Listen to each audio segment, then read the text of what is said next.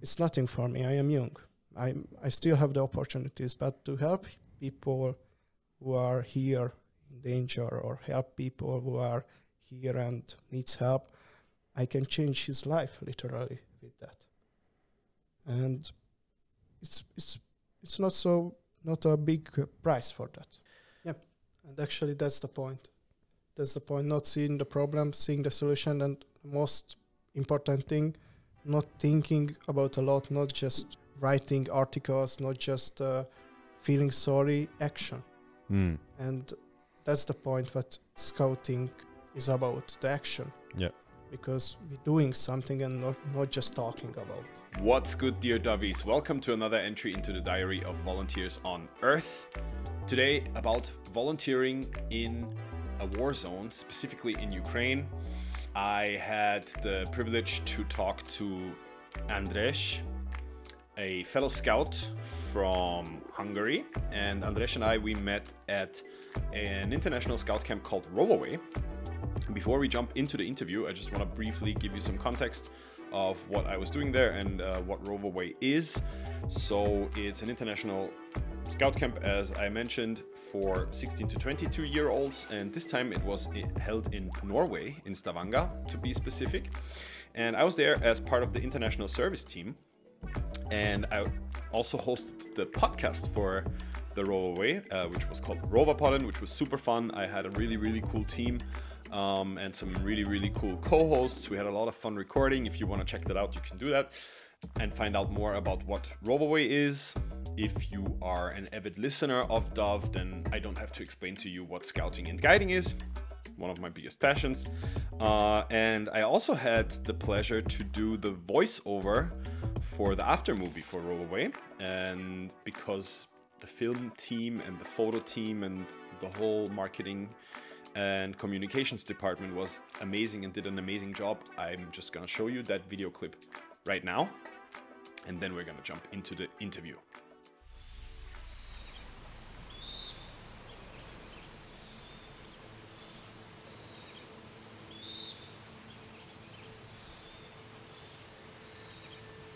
In the heart of Norway, guides and scouts from around the globe gathered for an extraordinary journey. Welcome to Roverway 2024, an international guiding and scouting camp like no other.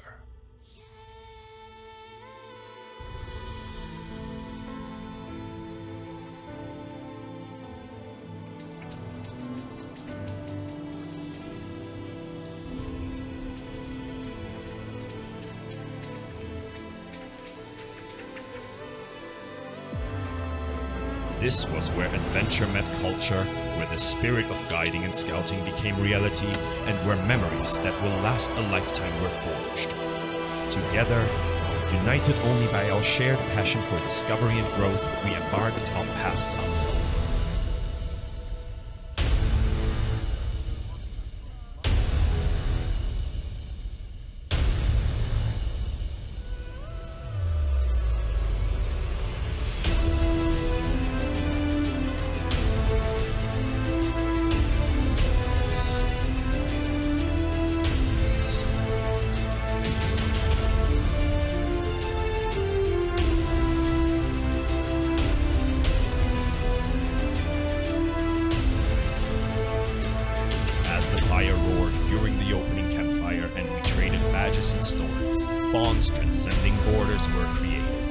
We met friends from all corners of the world, learning, laughing, and truly living the real spirit of guiding and scouting.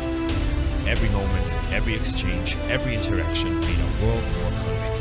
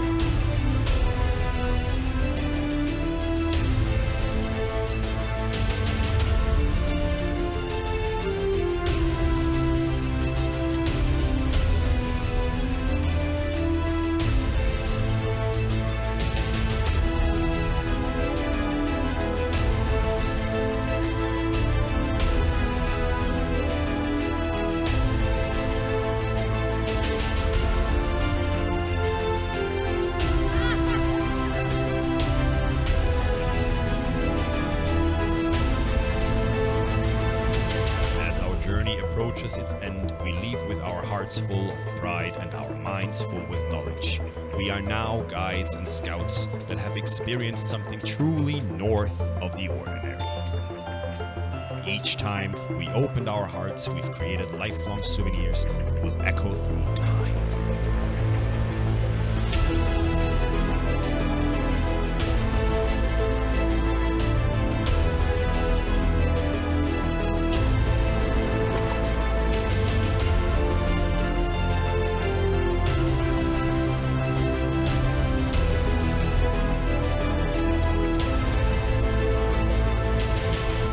Let us continue building a brighter future together.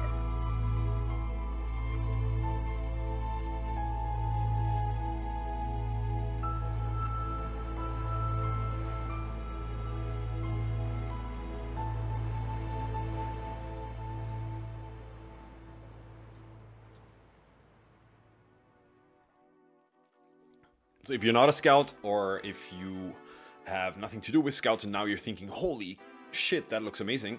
Yes, it does. And yes, if you ever have children, you should send them to the closest local scout group. And it's also never too late to become an adult youth leader, so you can check that out as well. And now back to the interview and back to today's guest, András, whom funnily enough, I totally randomly met even before the camp on the bus while I failed at hitchhiking. And then we sort of got reconnected through a mutual friend.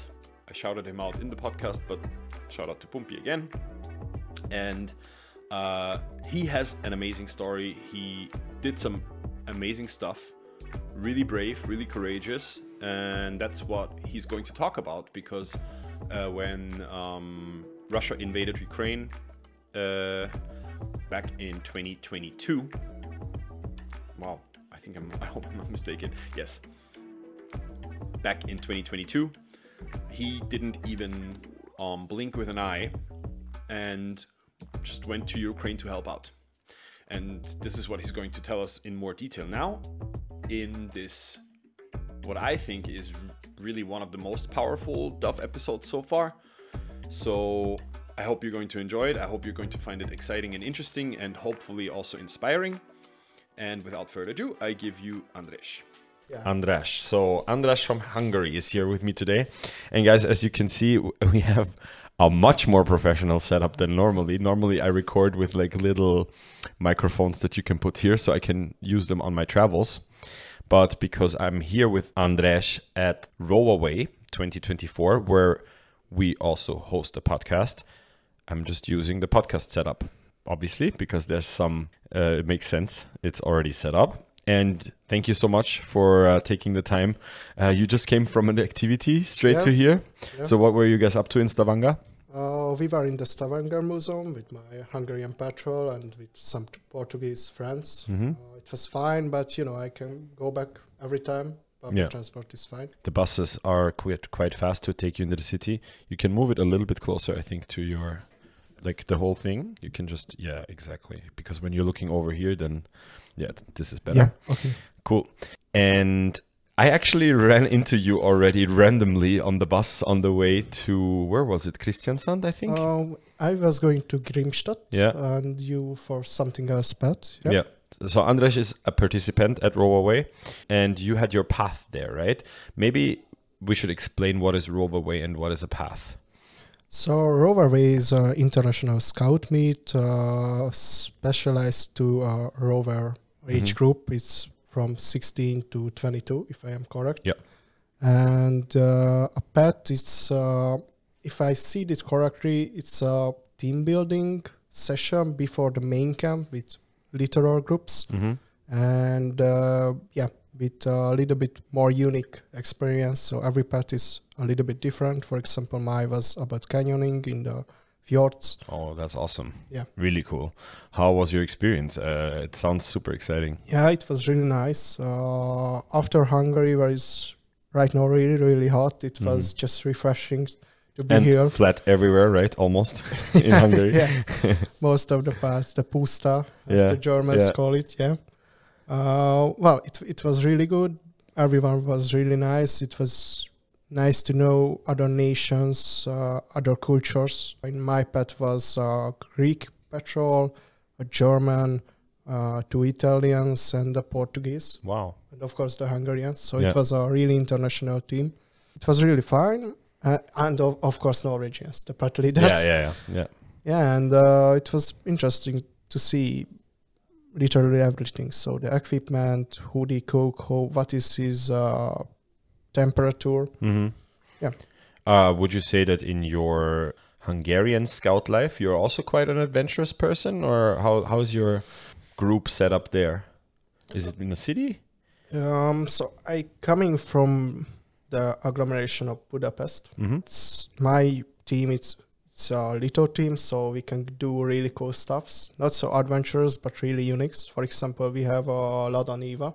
It's an old Soviet 4x4 vehicle. Oh, okay. And we maintain it by my troop. So that's a really unique thing. We also have tractors in there. And also your tractor scouts. Yeah, something like that. And we also going to shooting. So yeah. Okay. We are kind of adventurous. Interesting. I believe when we were on the bus, when we randomly met, you also briefly mentioned it, but my mind was like so far away that I didn't really like pick up on it, and now I actually feel kind of rude that I didn't talk to you more. But also because I was like, I just came from hitchhiking and was super tired. But you told me that you just literally came from Ukraine just now to Norway. Is that correct? Do I remember that correctly? There was a little break, but yes. Yeah, okay. What's the story? How did all of that start? And also, we have a mutual friend. Shout out to Pumpy. And he also told me a little bit that what you've been doing, and you are a firefighter. Is that correct? Yes, I was a professional firefighter. Now I'm making a little break to finish the university, and I am still a volunteer firefighter in my village. But yeah, that's correct.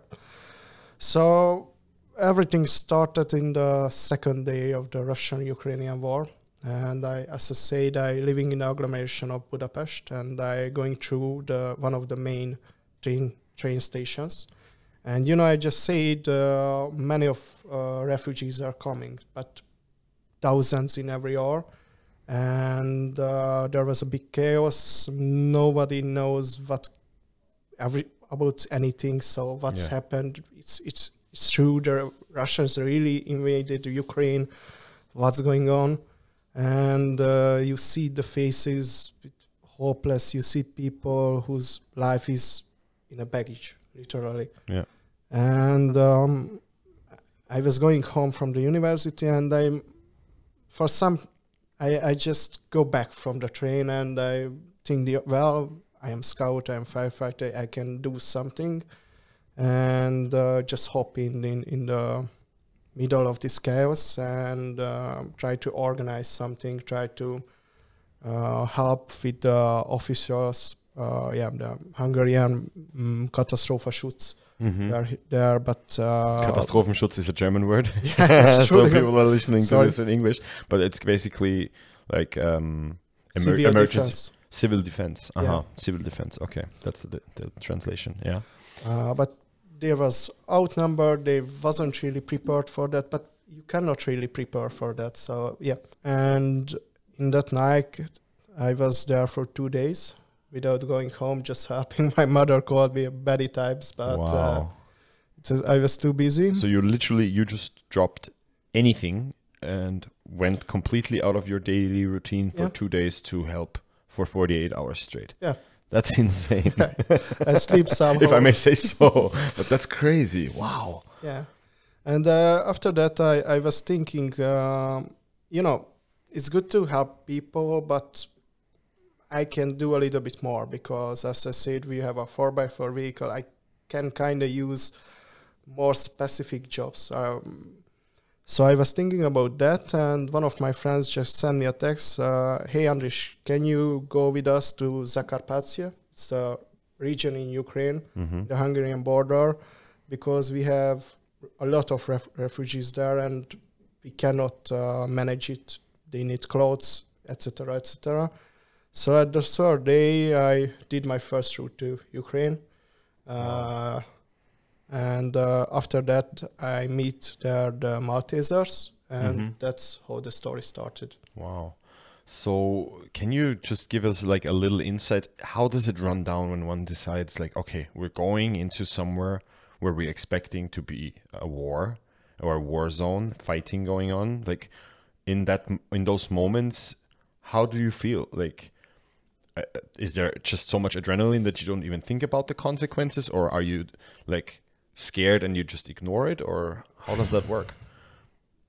Well, I was scared when I crossed the border first. I was a little bit scared, and not just the war, but Ukraine, it's not the part of the EU. You need a passport, so it's kind of new experience after all. The border inspection is, especially in that day, was really, really. They tried actually to take pieces of our car what we are hiding. Really? Yeah, Wow. because but it's completely reasonable, So I was a little bit scared, but after half an hour, when I get in flow about this thing, it's just disappeared. And actually, I was fine. It was kind of in something like that, like the monks going up to the hills, you know, in Nepal. It was the same, because no electricity, no water, no phone. At this point, you said you were studying in university, but you were also already a voluntary firefighter, correct? And a professional too. And a professional too. Yeah, So it's a little bit specific because I wasn't working for the state. I was working in a factory, chemical factory that needs an own firefighting brigade, and that's how can I managed it, because I only worked in weekends. yeah, we call it Berufsfeuerwehr in German, as you probably know, because you also speak a little bit of German. Okay, so I'm assuming that your experiences as a firefighter also helped you with knowing how to react in certain situations. Yeah, it helps a lot actually, but about being calm, but about the situation, I think the scouting helped more. Wow. Because as a firefighter, you have to learn how to be calm, how to concentrate your goals. But as a scout, you learn how to manage people in that situation, how to improvise, and how to sleep in bad conditions as well. And you know, you already have the equipment for all of that. It's also a good skill in that. Yeah. That's so interesting that you say that scouting has even helped you a little bit more. How long have you been a scout for then? More than 10 years. More than 10 years. I started it when I was 6. Okay, and you are now how old? 22. 22. Okay. So. Yeah. That's so that's such a crazy story. So you went on your first trip. How long did you stay in Ukraine for? It was only 3 days. 3 days. So only managed most most hefty tasks like tents, like sleeping bags, like points where you can find water, doctors, things like this. And after that, I went back and started to find ways how can I go deeper in Ukraine. And after that, I want to stop you there for a second. Why? Because some people would go like, okay, I went once, I have tried to help, but this is still like, this could be potentially life-threatening. Maybe, I don't know. Why did you decide to go back? So to be honest, Zakarpacie is completely safe. I can recommend it for everybody. In the whole war, only one rocket hit the Zakarpacie region, and even the Russians say that was an incident. Yeah. So I can really advise them go to Zakarpacie because they need help, especially now because the Ukraine is not so many times in the news anymore. So actually they didn't get, I can say numbers if you want. Sure. In the beginning of the war, every week arrived 120 tons of food and what is the word of collecting? So like you mean like canned goods? AIDS. AIDS, sure. Yeah, 120 ton AIDS. In the last month, now they arrived 1 ton in a month. Wow. So this is the numbers. Sure. So right now, and actually the winter is coming, the cold is coming, and they just need help. Sure. Days too. I know the war started about 1.5 years ago now, maybe more, but nothing changed in Zakarpacie. Things just get even worse. But go back. So at first, I just planned to go to Zakarpacie, to the local Malteser service point. And that was easy. And actually, in there, I get this idea to go deeper, because in there I can more feel the feelings about this thing and see here is safe.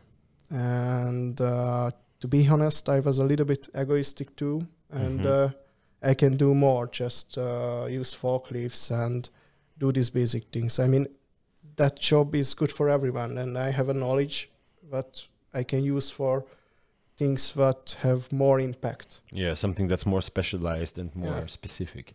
Okay. And you decided, okay, I have those skills. I do need to, I have the feeling, I have the urge that I want to help more. Yeah. So after those 3 days, you went back to Hungary. Yeah. And when did you decide that, okay, for sure, I'm going to go back? I had to finish in the university that semester because I already started, so only in summer. And in summer, I went to Zakarpacie for 2 weeks. And that was that 2 weeks when I feel it's almost my second home after 2 weeks. So local was so kind, local Malteser was also so kind. And I think in that 2 weeks, understand that really what is war. So you can see in the news many dead people and a lot of bad things, but if you live in a country that is in war, you can understand really the small things, you know. That is no electricity, there is no water, there is no anything. And the moment when I decided was actually that when a mom come from Kiev, he only made this big route. Actually, Ukraine is a really big country. You cannot image it because it's just looks smaller. It's huge, yeah. But to go from Kiev to Zakarpacie is about 1 day with public transport. And he come to Zakarpacie because he had a kid with autistic. And all social service stopped in Ukraine, but the Maltesers in Zakarpacie still have this.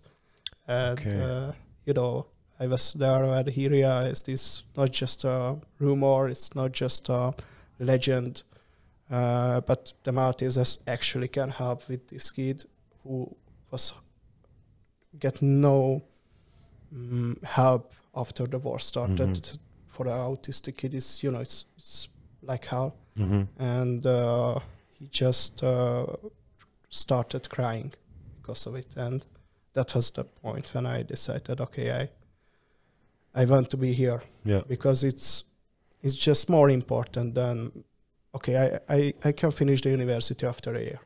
It's nothing for me. I am young. I still have the opportunities, but to help people who are here in danger or help people who are here and needs help, I can change his life literally with that.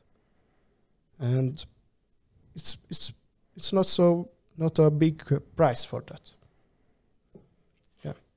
That's goosebumps, because that's so fucking powerful what you just said. Everyone who's listening, turn back 20 seconds, 30 seconds and listen to that again, because this is really what all of this is about. The why we are here, why we are scouts, why I'm doing this podcast, why I was really hoping that I could interview you, because exactly that's what it's about. We can, with so little of changing our own life, make such a huge impact on the life of others. And most people don't even realize it, that they can. Most people have, or everybody has skills. Yeah. Everybody has skills that they can contribute with. And for some reason, in your young age, like you said, you recognize that you have incredible skills and you went to use them for one of the greatest goods. That's so impressive. I wanted to ask you, because you were mentioning the Malteser Orden. What's the English word for that? Charity services. Charity service. And it's different to institutions like the Red Cross, right? It's a little bit complicated. Okay. There are actually two Maltesers. Mm-hmm. One is the knighthood, that is a crusader knighthood. Yeah. And it ends back to 1020 or something like that. And this is like the directors of the Malteser charity services. And it's a little bit, so the Red Cross is mostly doing emergency things. Yeah. After earthquakes, after in wars. The Maltesers, I think, more specialized to social problems. And they don't go there if it's a problem. They have schools, they have social apartments, so they are more static.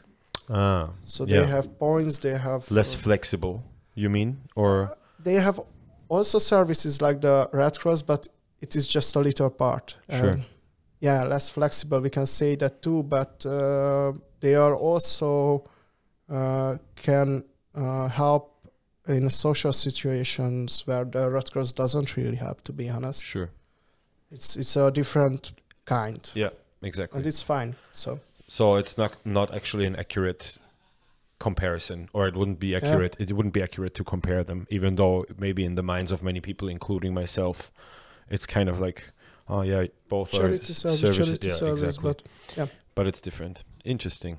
How you mentioned that after 2 weeks, it already felt like your second home. How is it possible that within 2 weeks, being in a place where you see so much suffering maybe going on, and you see, I'm assuming things obviously because I wasn't there, but how is it possible that you start feeling like home? So two things. I think bad situations are the best team building events. Yes. It's not a good thing, but it's true, I think. It's true. The second is everyone was really kind, and I just feel I am in the right place, in the right time, and all the people around me is good people because we have the same goals, we have the same directions in our life. So I don't know, to be honest. As I said, it was like a meditation because you went so far your everyday problems in physical and in mental way too. You can just get in the flow and make new friends. So, and after 2 weeks, we said bye with Hex, and when I go one more time, they welcomed me like a family member or something like that. Actually, the head of the local Malteser service invited me to his home and eat a dinner together. And it's not because I am so cool, it's just because he is so kind. And in that area, the people are not so in a box like we are in Europe. Yeah, like what you're used to in living in cities, and it's so I'm assuming it's a rural area there. For a European, yeah. For a European, yeah. Okay. And okay, let's continue in the timeline now, because you said you went back. How many times have you been back ever since? A lot. Okay. I spent that spent that total about 4.5 months with 3 big roads and a lot of littles. I actually was there. There was a route when I just go there for 1 day because it was fun. and because some of my friends went, and then I go with them, because you always can find a job there, especially if you are good with machines. So after the 2 weeks, the next time when I go back, it was in September, and that was also a new experience, because there is cold in Zakarpacie, even in September. It's really cold. So actually the warm place when we were sleeping and other things was -2 Celsius. Wow. And that was the warm place. Wow. And in that route was my first route in more deep. We went to Lemberg or Lviv. Lviv, yeah. With one of my new friends and a Malteser night. I actually wanted to mention András Schmidt. A shout out to András Schmidt. Yeah. Big shout out. You have to Google this guy. Okay. So he doesn't really make routes like a tourist, but every time something happened around Hungary, like the Yugoslavian war, like the Romanian Revolution, he was one of the first who get there and helps. Wow. He actually get the highest Medal of Honor that a non-German can get 2 times from Germany. Wow, yeah, really? So that's crazy. He's a true. So he's the guy who you imagine a Crusader knight in the modern days. So yeah, you have to Google that guy, definitely. And so with him, and that was the Lviv tour. Actually, it was so many. I doesn't really remember what was the exact package that we was bringing. I think that was generators, but I'm not sure. And Lemberg it's close to the Polish border, and most of the military stuff is coming through Lemberg. It's common knowledge, so I can say that. So that was on one of your tours. In total, you said you were 4.5 months, roughly. Yeah. And now you just had your last tour before coming here briefly? Yeah, but it wasn't really a tour. It was only in Zakarpacie and only 3 days, so not a much. Okay. We finished a new warehouse in Zakarpacie for the AIDS. That's all. I actually just wanted to see who the people are doing there. Okay, yeah. So the locals. Kind of almost like visiting friends and relatives. Yeah. Actually. Wow. That's so crazy. You mentioned your why, which was super powerful. Is there anything else where you think this gives me motivation to do something like that? There is one story. Okay, so I meet someone somewhere who is a firefighter, and he's a commander, and we bring some firefighting equipment. We spent some time drinking some palinka and slept in his house. And tomorrow morning, waked up, he makes some coffee, and we sit on the terrace. And during the drinking of the coffee, this firefighter said to me, "András, see how the life is so beautiful. We have a house. We can drink coffee. We are surrounded with good people." And, that's kind of changed me, because after that, if he can see that way in a war zone, in a war, see the world, how beautiful is it and not how bad is it, then I can do it. So after that, in kind of every morning, I do the same. Just go to the terrace, drinking a coffee, and, just thinking about who God is my situation. And I think it's a really good thing. And I really recommend for everybody, just think about what is good in your life and not what is bad in your life. Yeah, I was just going to ask, do you still do it every day? Yeah. Yeah? Nice. That's so cool. Yeah, being appreciative of what we have and being grateful for the things that are around us, no matter how big or little they are. But that's, couldn't agree more. That's amazing. And I also wanted to ask you a little bit more about how being a scout has helped you or has shaped you to become that person who just says, there's a war, I am going to drop everything, I'm going to help, I am going there as much as I can because I have things to offer. How did you get there through scouting? So if you are a scout and if you are a good team, or I think if you do it in a right way or something like that, you learn how good to help other peoples, and you learn in some situations during scouting what is when you really need something. And so during scouting, you can really learn how important a community is. And without a community, there is no civilization, no humanity, basically. And that helps a lot in this situation, because you can see that thing that we talked about, that in my life it's a little part, in his part it's life-changing. And I see the same thing during scouting when I meted as a leader some kind of little kids who wasn't in the best situation, you know. And I learned with just a little bit of time, a little bit of concentrate him more, is how much from him that little... not love, but is the correct word, that little... Compassion or empathy? Yeah, that little empathy that you can give him. So that is one thing, and just the basic scouting is actually good life skills. Yeah. Dance, everything that like that.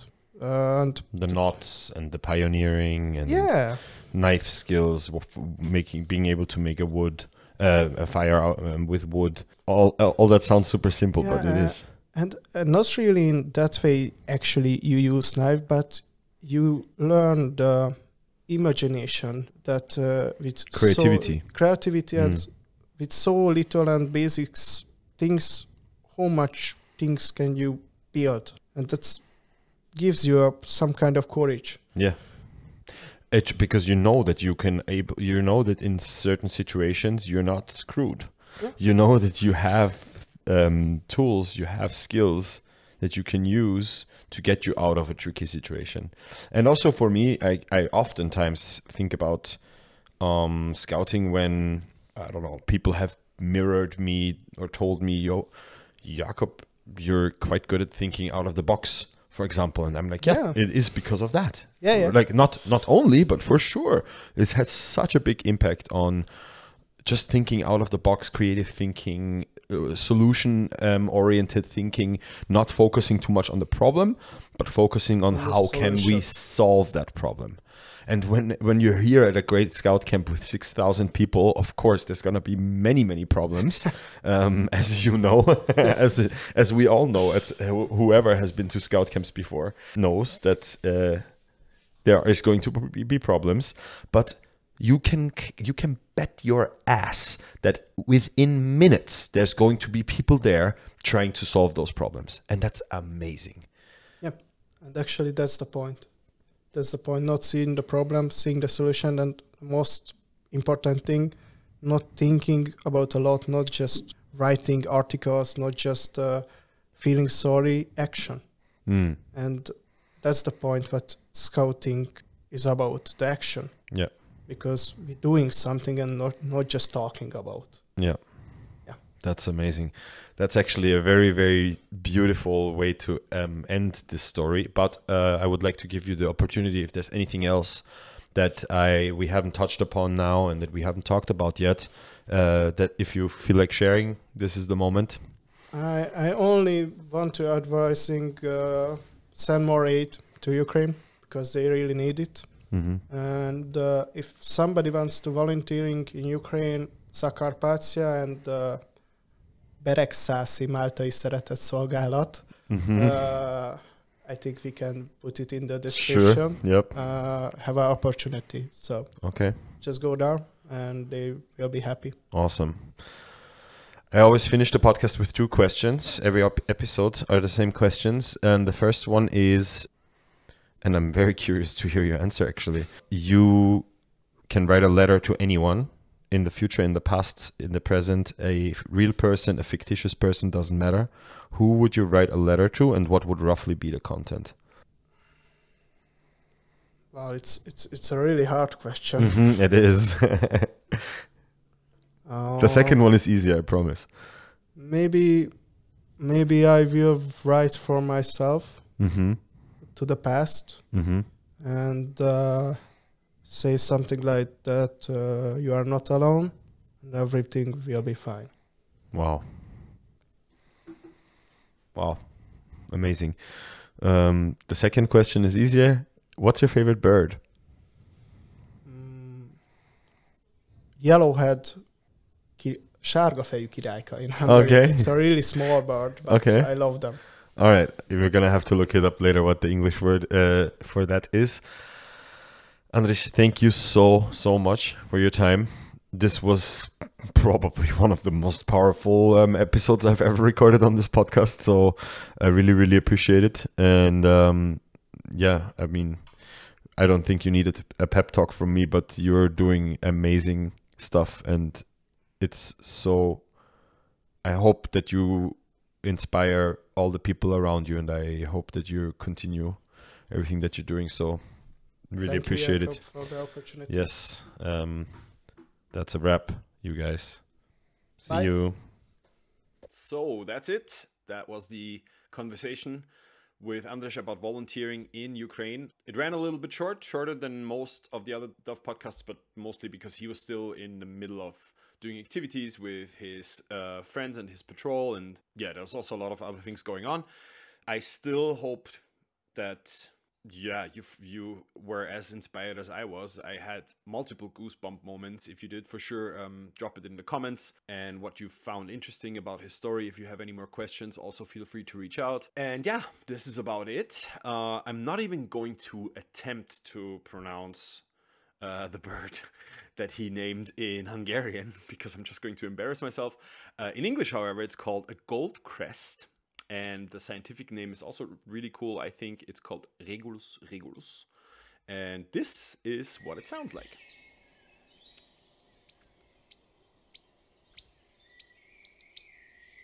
And that is it for today's entry into the diary of volunteers on Earth.